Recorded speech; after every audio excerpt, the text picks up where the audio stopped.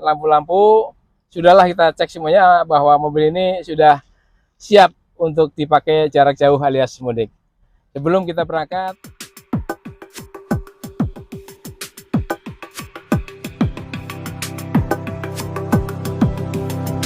sahabat Banindo, dimanapun Anda berada, ya.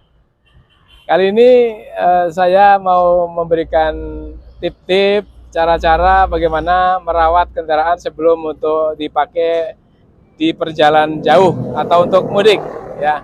Minimal apa yang bisa dilakukan oleh semua orang, dilakukan oleh pribadi tanpa harus pergi ke bengkel.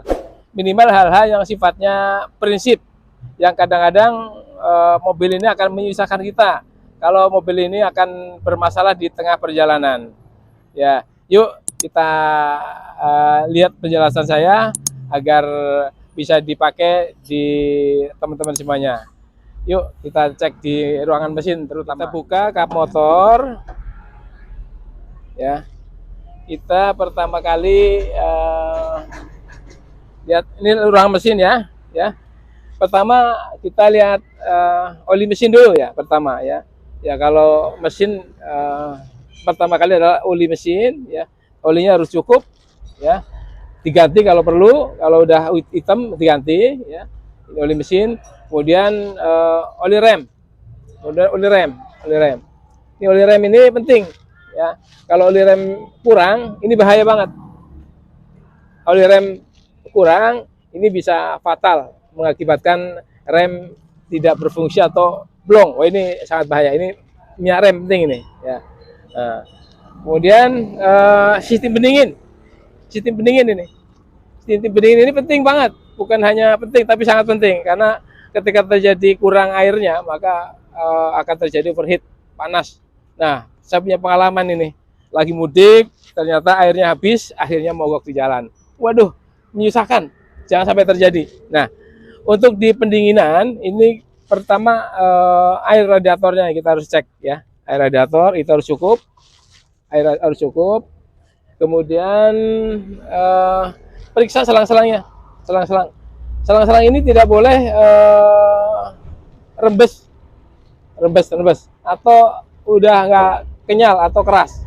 Kalau keras itu menandakan itu bahaya, sebaiknya segera dilakukan penggantian ini.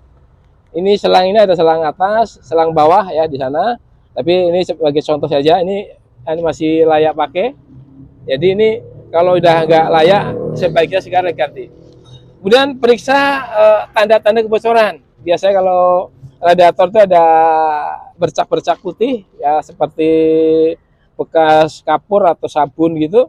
Itu menandakan bahwa ada kerembesan atau kebocoran di dalam sistem pendingin. Ini sangat penting guys, jangan sampai terlewatkan. Karena pendinginan ini sangat penting untuk sebuah mesin mobil, untuk terjadinya kelancaran mesin. Berikutnya kita cek saringan udara, kita pastikan ya udara ini harus bersih ya. Kita bisa bersihkan sendiri, kita copot gampang, kita bersihkan pakai udara. Kalau nggak ada kita mampir di tempat-tempat tambal angin. Berikutnya air aki. Ya, air aki ini penting nih untuk yang basah ya. Kalau kering berarti nggak perlu ada air aki.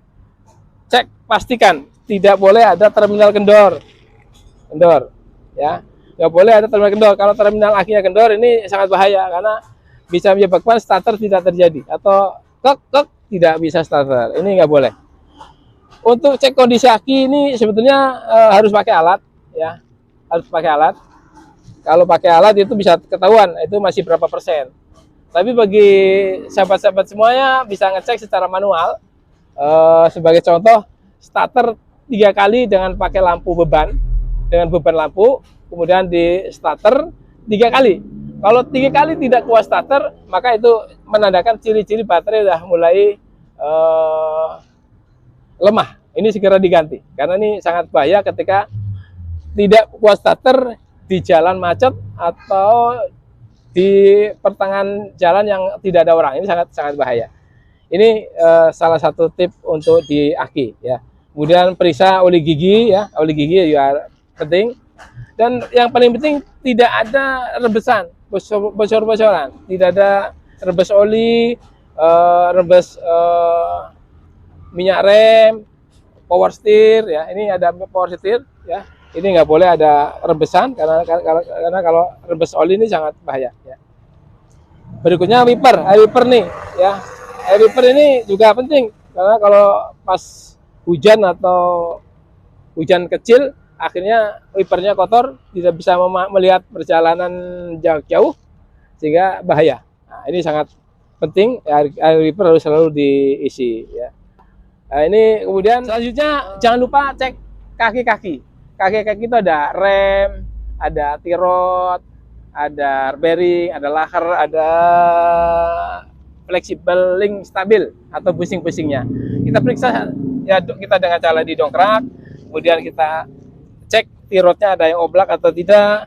Atau kalau untuk pastinya kita tes di jalan rusak atau di jalan bergelombang, sehingga kita bisa merasakan ada sesuatu bunyi atau bunyi-bunyi yang aneh apa tidak.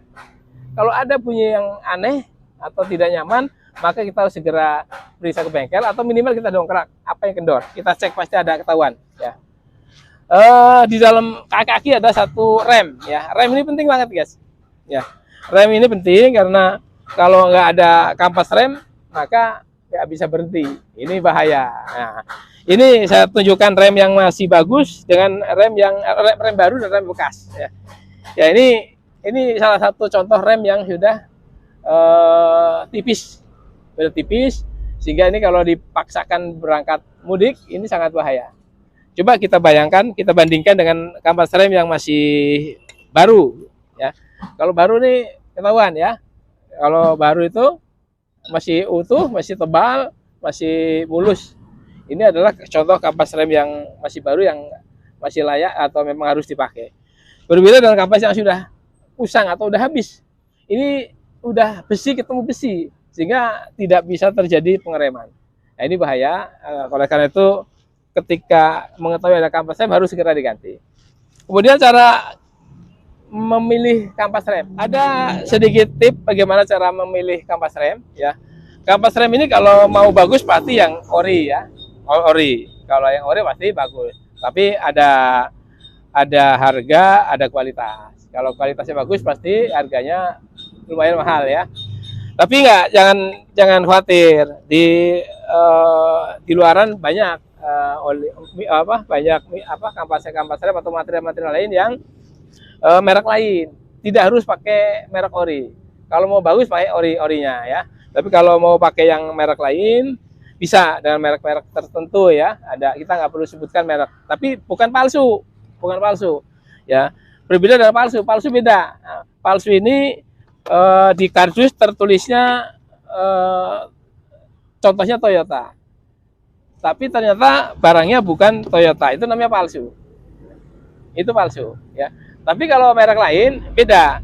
Merek lain adalah produsen membuat kampas rem atau material-material lain dengan merek tertentu dipakai untuk kendaraan tertentu. Ini merek lain. Itu bukan palsu. Itu banyak merek.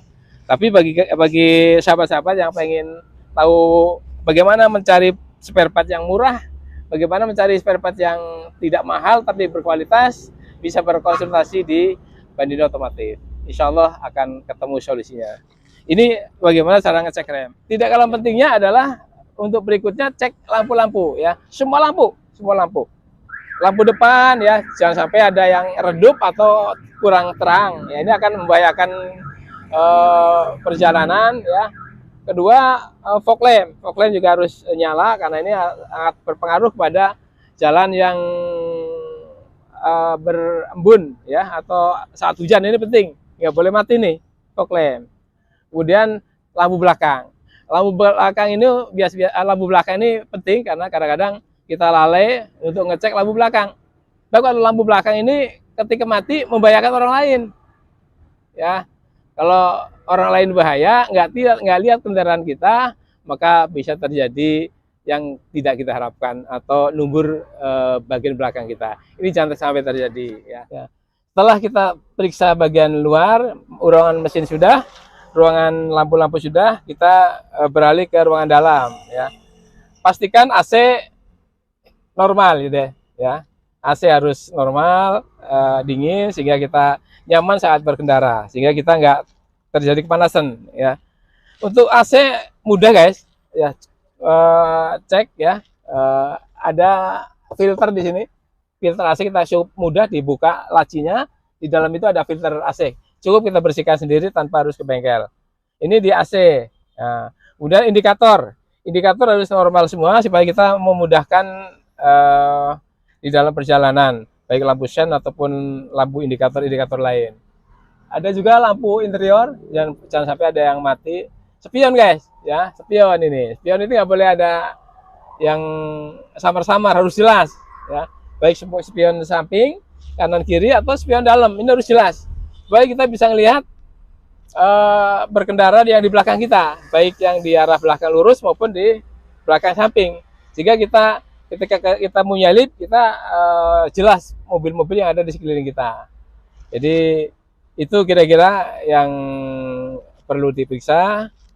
Jadi untuk mobil-mobil yang mau perjalanan jauh, jangan sampai lupa memeriksa kendaraan. Kalau kalian tidak bisa meriksa sendiri atau males lah, cukup kontak Banindo Otomotif. Serahkan saja ke teknisi Banindo. Insya Allah teknisi Banindo siap memeriksa dan membantu kendaraan Anda agar siap dipakai untuk perjalanan jauh. Ya.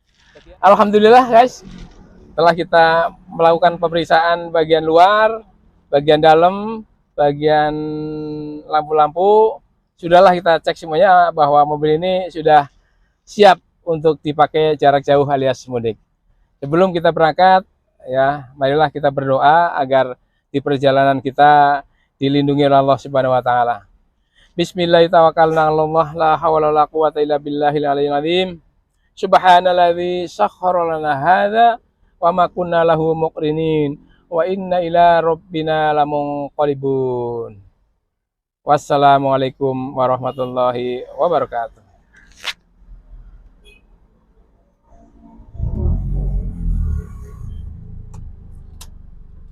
Bismillah.